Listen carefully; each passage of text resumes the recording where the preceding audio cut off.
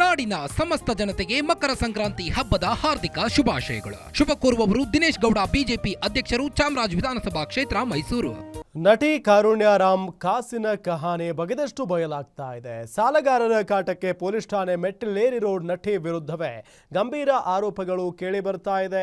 ಕಾರುಣ್ಯರಾಮ್ ಲಕ್ಷ ಹಣ ಪಡೆದು ವಂಚನೆ ಮಾಡಿದ್ರ ಅನ್ನೋ ಪ್ರಶ್ನೆ ಕಾಡ್ತಿದೆ. ಹಾಗಾದ್ರೆ ನಟಿ ಹೇಳೋದೇನು, ದುಡ್ಡು ಕೊಟ್ಟವರ ವಾದ ಏನು, ಬನ್ನಿ ನೋಡೋಣ. ಸ್ಯಾಂಡಲ್ವುಡ್ ನಟಿ ಕಾರುಣ್ಯರಾಮ್ಗೆ ಸಾಲಗಾರರ ಕಾಟ.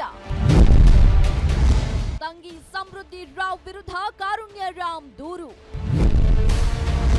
ಆನ್ಲೈನ್ ಬೆಟ್ಟಿಂಗ್ನಲ್ಲಿ 25 ಲಕ್ಷ ಕಳೆದುಕೊಂಡ ಸಮೃದ್ಧಿ ರಾವ್.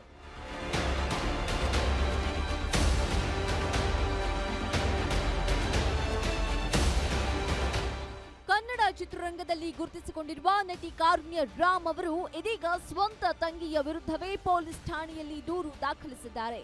ಕಾರುಣ್ಯರಾಮ್ ತಮ್ಮ ಸಹೋದರಿ ಸಮೃದ್ಧಿ ರಾಮ್ ವಿರುದ್ಧವೇ ಆರ್ಆರ್ ನಗರ ಪೊಲೀಸ್ ಠಾಣೆಗೆ ದೂರು ಕೊಟ್ಟಿದ್ದಾರೆ. ಮನೆಯಲ್ಲಿರುವ ಹಣ, ಚಿನ್ನವನ್ನೆಲ್ಲ ದುರುಪಯೋಗ ಪಡಿಸಿಕೊಂಡು ಮನೆ ಬಿಟ್ಟು ಹೋಗಿದ್ದಾರೆ ಅಂತ ತಂಗಿಯ ವಿರುದ್ಧ ದೂರು ಕೊಟ್ಟಿದ್ದಾರೆ. ಇದೀಗ ನಟಿ ಕಾರುಣ್ಯರಾಮ್ ನೀಡಿರುವ ದೂರಿನಂತೆ ಅವರ ಸಹೋದರಿ ಸಮೃದ್ಧಿ ರಾಮ್ ಅವರು ಬೆಟ್ಟಿಂಗ್ ಗೀಳಿಗೆ ಬಿದ್ದಿದ್ದು, ಬೆಟ್ಟಿಂಗ್ನಿಂದಾಗಿ ಸುಮಾರು 25 ಲಕ್ಷ ರೂಪಾಯಿ ಹಣ ಕಳೆದುಕೊಂಡಿದ್ದಾರೆ ಅಂತ ದೂರಿನಲ್ಲಿ ಉಲ್ಲೇಖಿಸಿದ್ದಾರೆ. ನಾನು 2023 ನಾನು ಸ್ಟುಡಿಯೋ ಓಪನ್ ಮಾಡಬೇಕು, ಬಿಸ್ನೆಸ್ ಸ್ಟಾರ್ಟಪ್ ಮಾಡ್ತಾ ಇದ್ದೀನಿ. ಸ್ವಲ್ಪ ಅಮೌಂಟ್ ಶಾರ್ಟೇಜ್ ಇದೆ.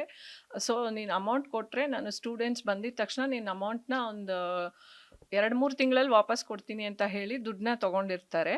ಹಿರಿಯಕ್ಕನ ಚಾಳಿ ಮನಿ ಮಂದಿಗೆಲ್ಲ ಎಂಬ ಗಾದೆ ಮಾತಿನಂತೆ ಅಕ್ಕ ಕಾರುಣ್ಯರಾಮ್ನಂತೆ ತಂಗಿ ಸಮೃದ್ಧಿ ರಾಮ್ ಸಹ ಬಣ್ಣದ ಲೋಕದಲ್ಲಿ ಗುರುತಿಸಿಕೊಂಡಿದ್ದವರು.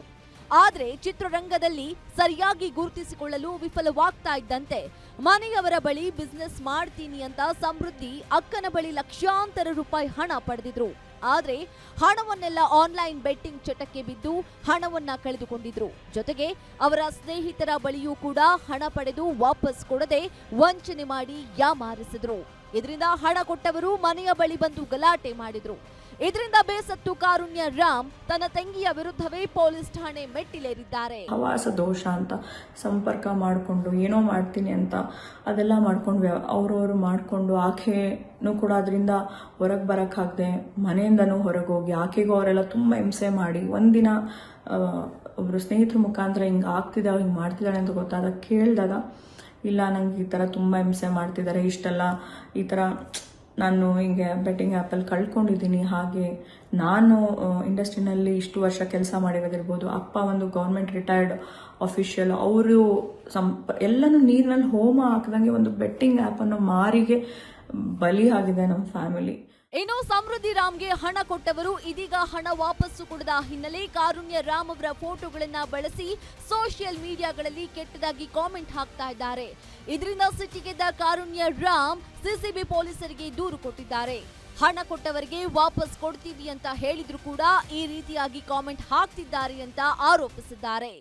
ಆಕೆ ಯಾವಾಗ ಸಂಪರ್ಕದಲ್ಲಿ ಸಿಕ್ಕಿಲ್ಲ ಅಂದಾಗ ನನ್ನನ್ನೇ ಮಾಡಕ್ ಶುರು ಮಾಡ್ತಾರೆ. ಆವಾಗ ನನ್ನ ತಂದೆ ತಾಯಿಗೂ ಕೂಡ ತುಂಬಾ ಮಾನಸಿಕವಾಗಿ ಹಿಂಸೆ ಆಗುತ್ತೆ. ನಾನಿಲ್ದೇ ಇರೋ ಟೈಮಲ್ಲಿ ಮನೆ ಹತ್ರ 3-4 ಜನ ಬರೋದು, ಕೇಳೋದು, ಇದೆಲ್ಲ ತುಂಬಾ ಅತಿರೇಕಕ್ಕೆ ಹೋದಾಗ ಸುಮಾರು ಸತಿ ನಾನು ಬ್ಲಾಕ್ ಮಾಡಿದ್ದೀನಿ, ಸುಮಾರು ಸತಿ ಇಗ್ನೋರ್ ಮಾಡಿದ್ದೀನಿ, ಡಿಲೀಟ್ ಮಾಡಿದ್ದೀನಿ, ಬಿಟ್ಬಿಡಿ ಇಗ್ನೋರ್ ಮಾಡಿ, ಲೀಗಲಿ ನಿಮ್ದು ಯಾವುದು ಕೂಡ ಏನು ಬರಲ್ಲ ಅಂತ ಹೇಳಿದ್ದು ಉಂಟು. ಹಾಗಾಗಿ ನಾನು ಇಗ್ನೋರು ಕೂಡ ಮಾಡಿದ್ದೆ. ಬಟ್ ಆ ಒಂದು ನೋವು, ಆ ಒಂದು ಹಿಂಸೆನಲ್ಲೇ ಇದ್ವಿ ನಾನು, ನನ್ನ ತಂದೆ ತಾಯಿ. ಯಾಕಂದರೆ ನಾನು ಒಬ್ಬಳೇ ಹೊರಗಡೆ ಹೋದಾಗ ನನಗೇನಾದ್ರೂ ಆಗಿ ನಾನು ಈ ಮಾನಸಿಕವಾಗಿ ಹೋಗಿದ್ರೆ ನನ್ನ ತಂದೆ ತಾಯಿ ನೋಡ್ಕೊಳ್ಳೋರು ಯಾರು. ಹಾಗಾಗಿ ಇದು ಅತಿರೇಕಕ್ಕೆ ಹೋದಾಗ ನಾನು ಕಮಿಷನರ್ ಆಫ್ ಪೊಲೀಸ್ ಅವ್ರಿಗೆ ಮೊರೆ ಹೋಗಿ ನಾನು ಕಂಪ್ಲೇಂಟ್ನ ಲಾಡ್ಜ್ ಮಾಡಿದ್ದೀನಿ. ಒಟ್ಟಾರೆ ಸ್ಯಾಂಡಲ್ವುಡ್ ನಟಿಯ ಕುಟುಂಬದ ಒಳಗಿರುವ ಕಲಹ, ಹಣಕಾಸು ವಿವಾದ, ಅಶ್ಲೀಲ ಸಂದೇಶ ಹಾಗೂ ಸಾಮಾಜಿಕ ಜಾಲತಾಣದಲ್ಲಿ ನಡೆದ ನಿಂದನೆ ಎಲ್ಲವೂ ಸೇರಿ ಪ್ರಕರಣ ಗಂಭೀರ ತಿರುವು ಪಡೆದಿದೆ. ಇನ್ನು ನಮ್ಮ ಕುಟುಂಬದ ವಿಚಾರ ಗೌಪ್ಯತೆಯನ್ನು ಕಾಪಾಡಿ ಅಂತ ಮನವಿ ಮಾಡಿದ್ದಾರೆ. ಏನೇ ಆಗ್ಲಿ ಸಮಾಜಕ್ಕೆ ಮಾದರಿ ಆಗಬೇಕಾದವರು ಈ ರೀತಿ ಸುದ್ದಿಯಾಗಿರುವುದು ವಿಪರ್ಯಾಸವೇ ಸರಿ. Ajay Kumar, crime bureau, guarantee news, Bengaluru.